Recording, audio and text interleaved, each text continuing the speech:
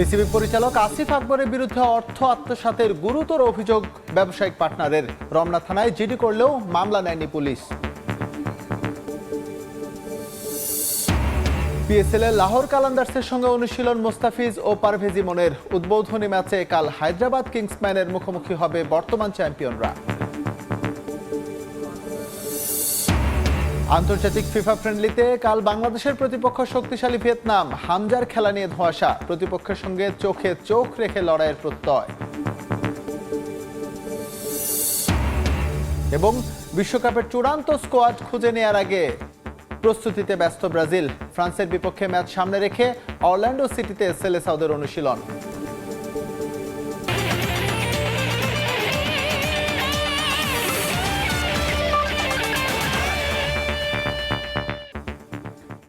BCB পরিচালক আসিফ আকবরের বিরুদ্ধে অর্থ আত্মসাতের ঘোরতর অভিযোগ করেছেন তার ব্যবসায়িক পার্টনার সালাউদ্দিন রুমেল। রমনা থানায় জিডি করলেও মামলা নেওয়া হয়নি। প্রভাব খাটিয়ে মামলা নিতে বাধা দেওয়ার অভিযোগ তুলেছেন তার বিরুদ্ধে। সমাধান না হলে প্রধানমন্ত্রীর কাছে যাওয়ার কথা বলেছেন ভুক্তভোগী।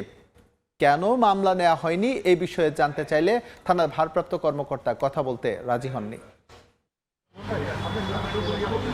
2024 5 আগস্ট পরবর্তী নানা কারণে আলোচনায় কণ্ঠশিল্পী আসিফ আকবর। বিতর্কিত বিসিবি নির্বাচনে পরিচালক হওয়ার পর আপত্তিকর মন্তব্য করে জন্ম দিয়েছেন একের পর এক সমালোচনার। এবার আসিফ আকবর আলোচনায় ঘোরতর অভিযোগে। বিসিবি পরিচালকের নামে অর্থ আত্মসাতের অভিযোগ তুলেছেন তার ব্যবসায়িক পার্টনার। 2009 সাল থেকে 14 সাল পর্যন্ত বিভিন্ন সময় সালাউদ্দিন রুমি পিজি হাসপাতালের অ্যানেস্থেশিয়া বিভাগের প্রধান ডাক্তার শাকিল সহ বেশ কয়েকজনের কাছ থেকে প্রায় 4 কোটি টাকা নেন আসিফ। কিছু টাকা ফেরত দিলেও প্রায় 2.5 কোটি টাকা ফেরত দেননি এই বোর্ড পরিচালক। আসিফ যখন 2009 সালে শেষ দিকে আসিফের কিছু টাকার দরকার হয়েছিল, প্রথমে 30 লাখ, পরে 5 লাখ টাকা, 5 লাখ টাকা বলছি তুমি তোমার কিস্তির টাকা দাও। পরে আরও 30 লাখ টাকা দিয়েছি। ডাক্তার শাকিল আহমদ অ্যানেস্থেসিয়ার বর্তমানে পিজির হেড, উনি আরেকজন ডাক্তার আছে, উনি দুজনে, একজন দিয়েছে 88 লাখ টাকা, আরেকজন 75 লাখ টাকা। আমরা তিনজনেরই 2,27,65,000 টাকা। এটা তো মানে তাকে দেওয়া। তার একটা ফ্ল্যাট সে 2014 সালে আসিফকে ফুল ফ্ল্যাটের টাকা দিয়েছে। তাকে ফ্ল্যাটে উঠতেও দেয় না, এবং যদি 10,000 টাকাও ভাড়া ধরে 14 বছর তাকে বাসা দেয় না।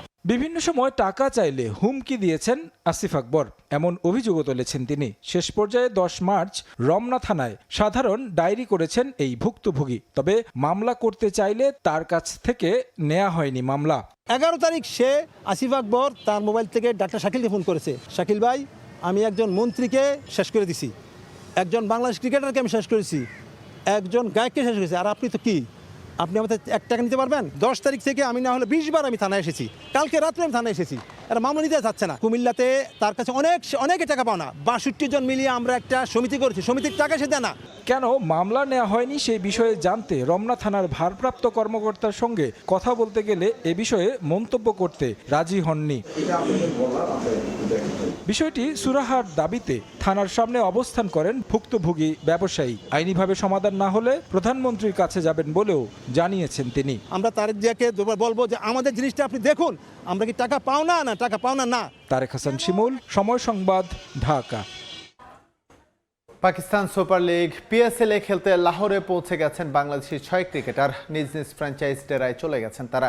রাওয়ালপিন্ডির নতুন ফ্র্যাঞ্চাইজিতে এবার যোগ দিয়েছেন রিশাদ হোসেন। লাহোর পৌঁছেই তাকে ফুলেল সংবর্ধনা দেওয়া হয় ফ্র্যাঞ্চাইজির পক্ষ থেকে। এদিকে একদিন আগে পাকিস্তান পৌঁছে যাওয়ায় টিমের সঙ্গে অনুশীলন করেছেন মোস্তাফিজ এবং পারভেজ ইমন। উদ্বোধনী দিনে হায়দ্রাবাদ কিংসম্যানের বিপক্ষে মাঠে নামবে তাদের লাহোর কালান্দার্স। পশ্চিম এশিয়ার যুদ্ধের প্রভাব দক্ষিণ এশিয়ার ক্রিকেট মাঠে পড়বে সেটা অনুমিতই ছিল। পিএসএল এবং আইপিএল এর ক্ষেত্রে হয়েছেও তা। ইন্ডিয়ান প্রিমিয়ার লিগে এখন পর্যন্ত সরাসরি কোনো প্রভাব দেখা না গেলেও খরচ কমানোর অজুহাতে ইতোমধ্যে রং হারিয়েছে পাকিস্তান সুপার লিগ। কিন্তু এরপরও বিদেশি ক্রিকেটারদের কাছে পিএসএল এর আবেদন কমেনি এতটুকু। ইতোমধ্যে পাকিস্তান পৌঁছে গেছেন বাংলাদেশের 6 ক্রিকেটার মোস্তাফিজ, ইমন, শরীফুল, নাহিদ রানা, তানজিদ তামিম এবং রিশাদ হোসেন।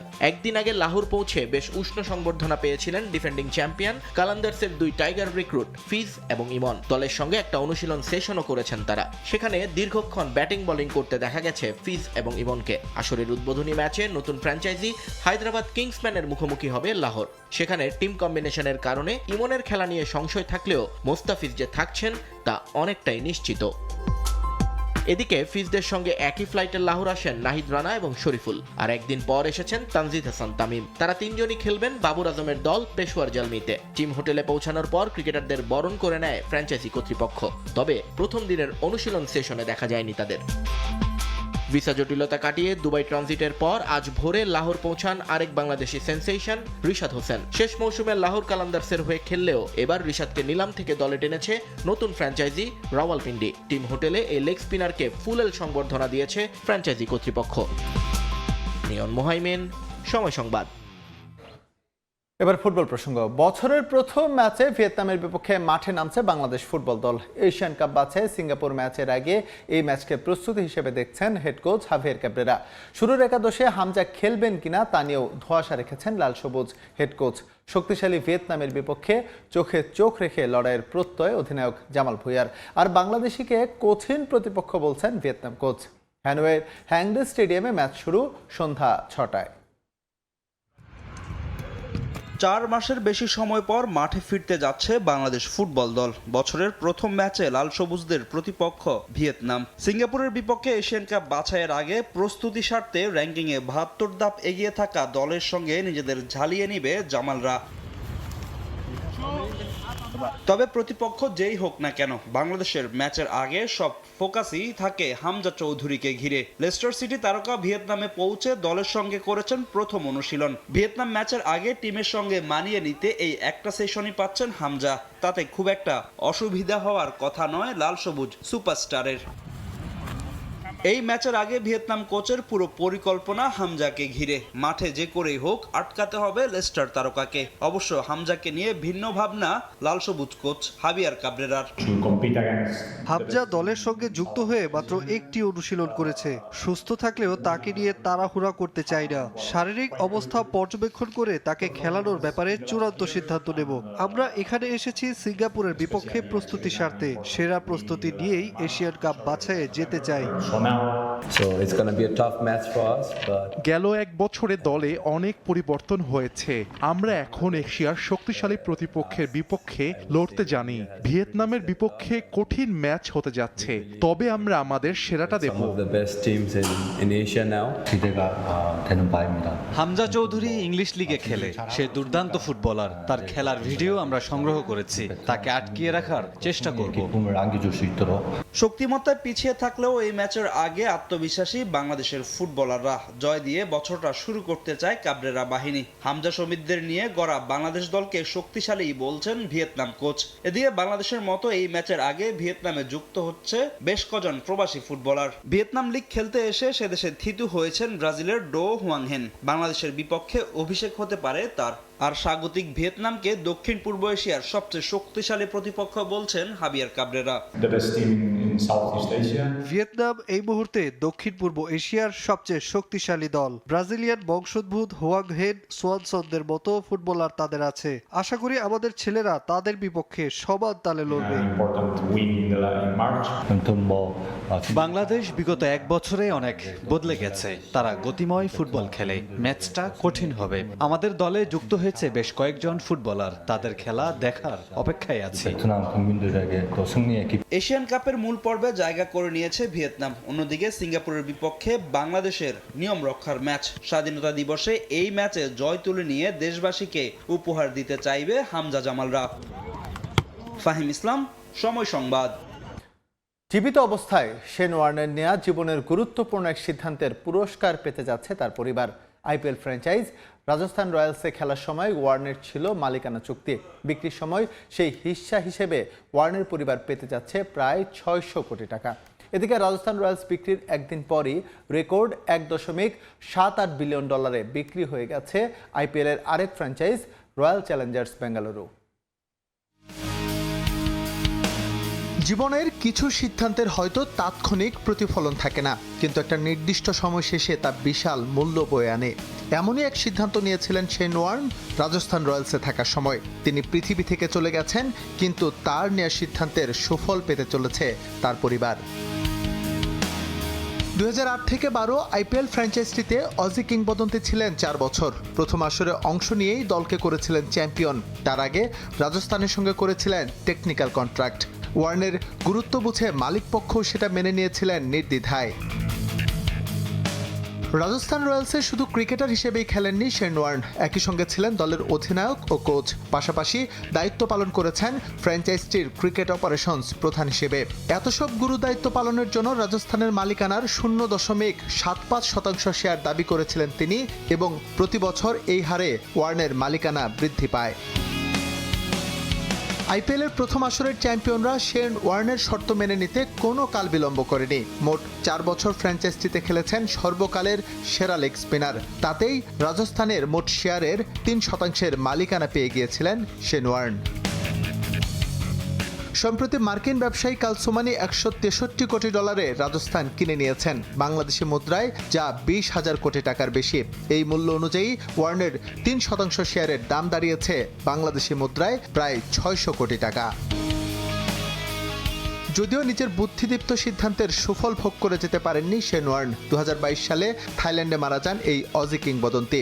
আইন অনুযায়ী এখন সম্পদের মালিক তার পরিবার, তবে এখনই এই টাকা পাচ্ছেন না তারা। আইপিএলের চলতি আসরের পর বিসিসিআইয়ের অনুমোদন সাপেক্ষে রাজস্থান রয়্যালসের নতুন মালিকানার বিষয়টি কার্যকর হবে। ওয়ার্নের পরিবার চাইলে সেই মালিকানা বিক্রি করে অর্থ বুঝে নিতে পারবেন। এদিকে রাজস্থান রয়্যালস বিক্রির পরপরই রেকর্ড দামে বিক্রি হয়ে গেছে রয়্যাল চ্যালেঞ্জার্স বেঙ্গালুরু। প্রায় $1.78 বিলিয়ন বর্তমান আইপিএল চ্যাম্পিয়নদের কিনে নিয়েছে আদিত্য বিড়লা গ্রুপের নেতৃত্বাধীন একটি ব্যবসায়ী জোট।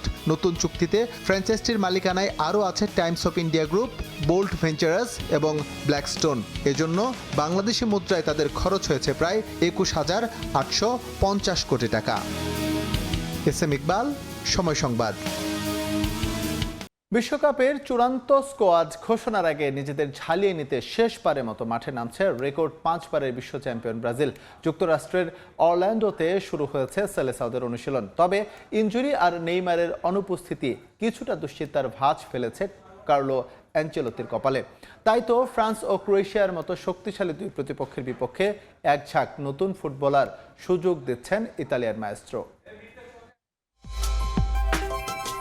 ব্রাজিলিয়ান সাম্বা আর ইউরোপিয়ান ট্যাকটিক্সের এক দারুণ মিশেল এখন যুক্তরাষ্ট্রের ওরল্যান্ডোর অনুশীলনে। 18 মে বিশ্বকাপের চূড়ান্ত স্কোয়াড ঘোষণার আগে এটাই আঞ্চেলোত্তির শিষ্যদের জন্য শেষ পরীক্ষা। তবে প্রস্তুতির শুরুতেই বড় ধাক্কা খেয়েছে সেলেসাওরা। ইনজুরির কারণে দলের নিয়মিত মুখ গোলরক্ষক অ্যালিসন বেকার এবং রক্ষণভাগের অতন্দ্র প্রহরী অ্যালেক্সান্দ্রোকে হারিয়েছে দল, যার ফলে ডাক পেয়েছেন তরুণ কাইকি ব্রুনো এবং হুগো সুজা। নেইমারের না থাকাটা বরাবরের মতোই এক বড় শূন্যতা। তবে সেই শূন্যস্থান পূরণে এবার তরুণদের উপর বেশি ভরসা রাখছেন কোচ। 26 জনের প্রাথমিক তালিকায় অনেক রদবদল হলেও লক্ষ্যটা স্থির, আগামী 26 মার্চ বোস্টনের জিলেট স্টেডিয়ামে ফ্রান্সকে রুখে দেয়া। দলগত সংহতি ফেরাতে ওরল্যান্ডোর ক্যাম্পে চলছে সূক্ষ্ম কাটাছেঁড়া। জাতীয় দলে থাকা আমার শৈশবের স্বপ্ন ছিল। যখন আমি খবরটা পেলাম আমার স্ত্রী আর এজেন্টের সাথে ছিল, সেই মুহূর্তে আনন্দের ভাষা প্রকাশ করা কঠিন। শুরুতে কাজটা খুব বেশি কঠিন কিছু নয়, শুধু সতীর্থদের সাথে সম্পর্ক তৈরি করা এবং কোচের পরিকল্পনা বোঝা। আমি এখানে থাকতে পেরে সত্যিই রোমাঞ্চিত।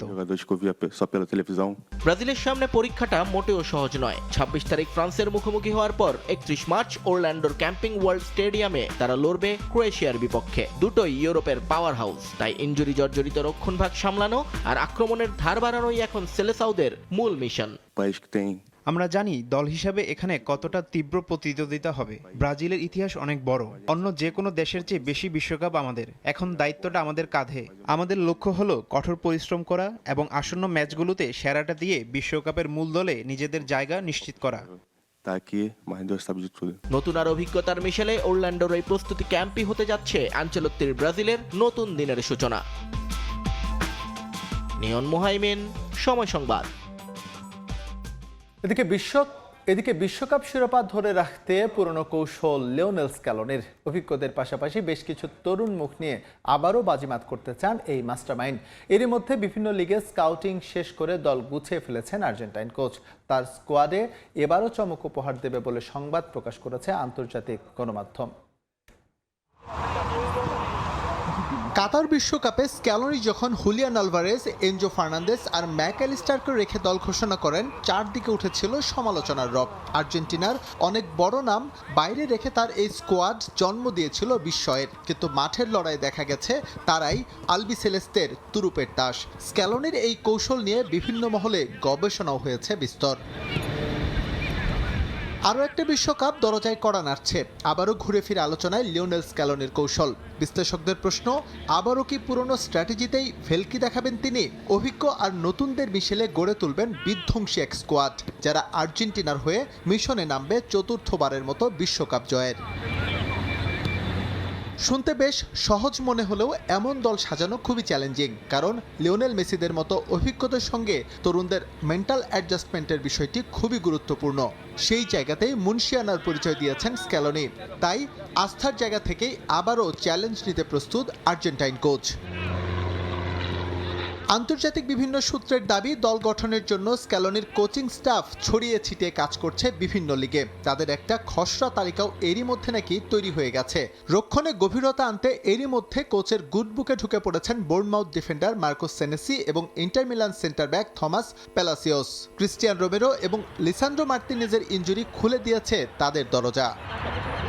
আর্জেন্টাইন লিগ রেসিংয়ে খেলা গ্যাব্রিয়েল রোহাস স্ক্যালোনির মন জয় করেছেন তার পারফরমেন্স দিয়ে। একইভাবে ইতালিয়ান ক্লাব কোমোর অ্যাটাকিং মিডে খেলা নিকো পাজো সুযোগ পেতে চলেছেন বর্তমান চ্যাম্পিয়নদের স্কোয়াডে। মধ্যমাঠের গভীরতা বাড়াতে দলে যুক্ত হতে পারেন ম্যাক্সিমো পেরেরা। আর আক্রমণ ভাগে কোচের পছন্দের তালিকায় শীর্ষে আছেন জিয়ানলোকা প্রেস্তিয়ানি এবং হোসে লোপেজ। এছাড়াও ইয়াং ট্যালেন্ট ভ্যালেন্টিন বার্কো বিবেচিত হতে পারেন বিগ রোলের জন্য।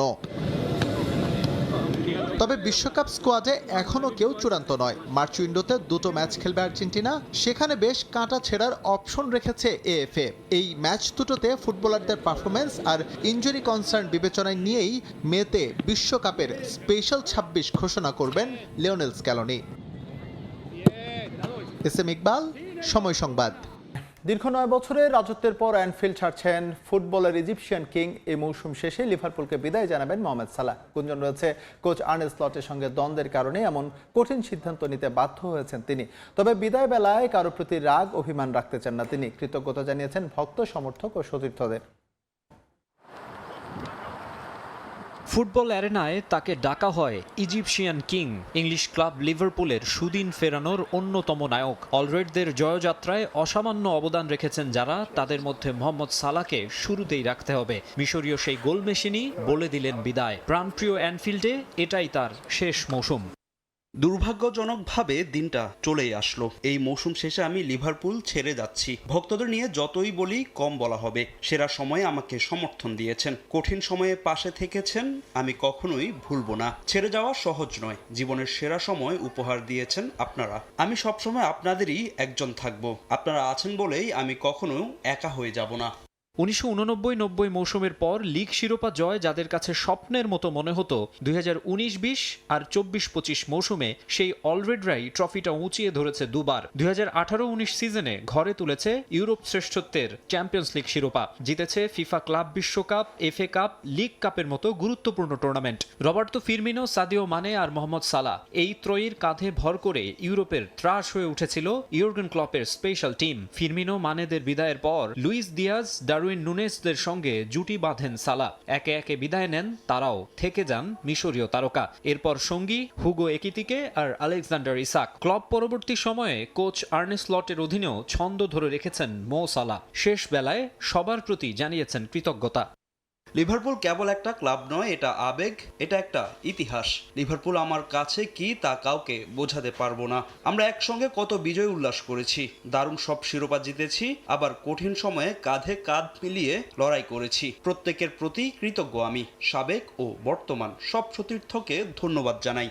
2017 সালে রোমা থেকে লিভারপুলে যোগ দেন সালাহ। এরপর অলরেড জার্সিতে 435 ম্যাচে মাঠে নেমেছেন তিনি। মৌসুমের শেষ পর্যন্ত সব ম্যাচ খেললে ছুঁয়ে ফেলবেন 450 record. 4 bar premier league golden boot, 3 bar PFA player of the year জিতেছেন। সালাহ অ্যানফিল্ডে যোগ দেওয়ার পর ইপিএলে তার 189 গোল কিংবা 92 অ্যাসিস্টের চেয়ে বেশি নেই আর কারো। সব প্রতিযোগিতা মিলিয়ে এই ক্লাবের হয়ে তার গোল সংখ্যা 255, লিভারপুলের ইতিহাসে যা তৃতীয় সর্বোচ্চ।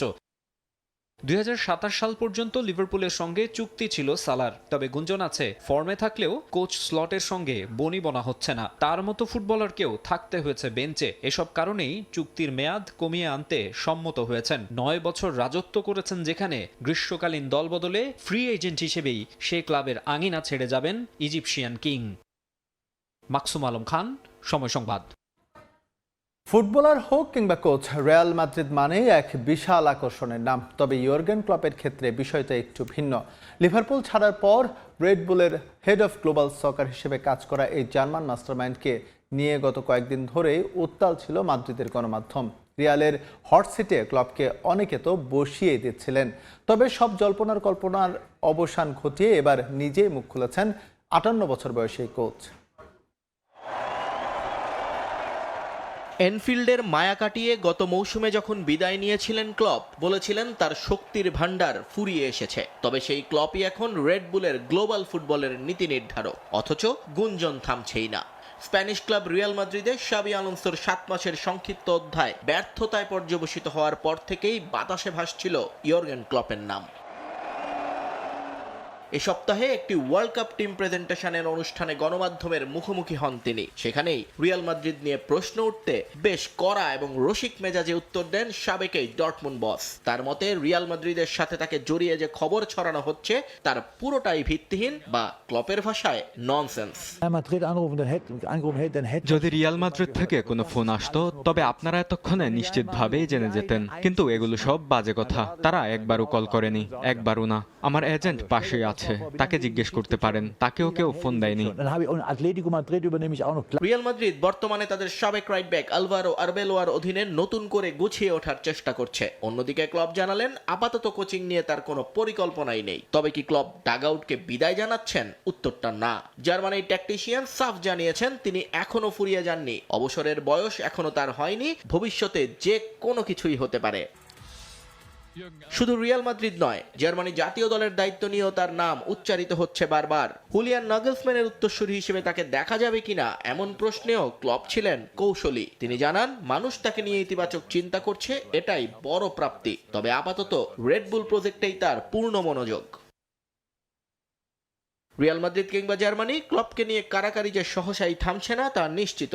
লিভারপুল ছাড়া অন্য কোনো ইংলিশ ক্লাবের দায়িত্ব না নেওয়ার ঘোষণা তিনি আগেই দিয়ে রেখেছেন। তাই ইউরোপের বড় কোনো ক্লাব ক্লপকে ডাগ আউটে ফেরাতে পারে কিনা তার জন্য ফুটবল বিশ্বকে হয়তো আরও কিছুদিন অপেক্ষা করতে হচ্ছে। নিয়ন মুহাইমিন, সময় সংবাদ। ফিফা বিশ্বকাপের জন্য টরন্টো স্টেডিয়ামের সংস্কার কাজ সম্পন্ন হয়েছে। আসন্ন বিশ্বকাপে এই স্টেডিয়ামে মোট 6টি ম্যাচ অনুষ্ঠিত হবে, যার মধ্যে গ্রুপ পর্ব এবং নকআউট রাউন্ডের ম্যাচও রয়েছে। দ্বিতীয় ধাপের নির্মাণ কাজ স্টেডিয়ামকে পুরোপুরি টুর্নামেন্ট উপযোগী করতে নেওয়া হয়েছে নানা পদক্ষেপ। অস্থায়ী আসন বৃদ্ধি করে স্টেডিয়ামের ধারণ ক্ষমতা 45,000 উন্নীত করা হয়েছে। নতুন পিচ ও ডাগআউট, খেলোয়াড়দের জন্য আধুনিক সুযোগ সুবিধা, আন্তর্জাতিক সম্প্রচারের মান বজায় রাখতে ব্রডকাস্ট অবকাঠামোর উন্নয়ন করা হয়েছে। বিশ্বকাপ শেষে অস্থায়ী আসনগুলো সরিয়ে ফেলা হলেও বেশ কিছু সংস্কার স্থায়ীভাবে করায় ভবিষ্যতেও এই ভেন্যুতে বড় ইভেন্ট আয়োজন করা সম্ভব। স্টেডিয়াম উন্নয়নে মোট ব্যয় হয়েছে 157.9 মিলিয়ন মার্কিন ডলার, যার মধ্যে টরন্টো সিটি বরাদ্দ দেয় 132.9 মিলিয়ন ডলার। টরন্টোর মেয়র স্টেডিয়ামের সংস্কার কাজ সম্পন্ন হওয়াকে শহরের জন্য একটি বড় মাইল ফলক বলে উল্লেখ করেছেন।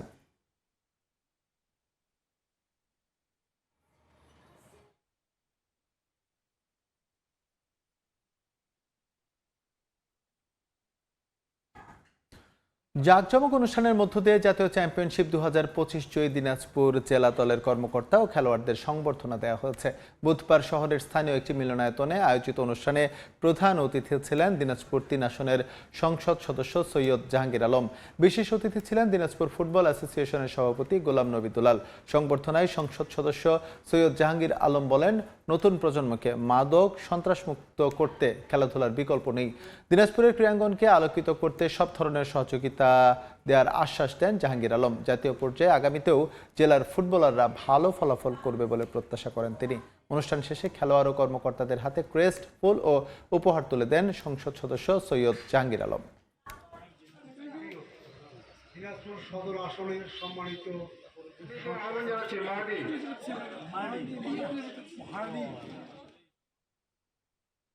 এ পর্যায়ে খেলার সময়ের শীর্ষ সংবাদ জানিয়ে দিচ্ছি আরেকবার। বিসিবি পরিচালক আসিফ আকবরের বিরুদ্ধে অর্থ আত্মসাতের গুরুতর অভিযোগ ব্যবসায়িক পার্টনারের। রমনা থানায় জিডি করলেও মামলা নেয়নি পুলিশ। পিএসএল এর লাহোর কালান্দার্সের সঙ্গে অনুশীলন মোস্তাফিজ ও পারভেজ ইমনের। উদ্বোধনী ম্যাচে কাল হায়দ্রাবাদ কিংসম্যানের মুখোমুখি হবে বর্তমান চ্যাম্পিয়ন। এবং আন্তর্জাতিক ফিফা ফ্রেন্ডলিতে কাল বাংলাদেশের প্রতিপক্ষ শক্তিশালী ভিয়েতনাম। হামজার খেলা নিয়ে ধোঁয়াশা, প্রতিপক্ষের সঙ্গে চোখে চোখ রেখে লড়াইয়ের প্রত্যয়।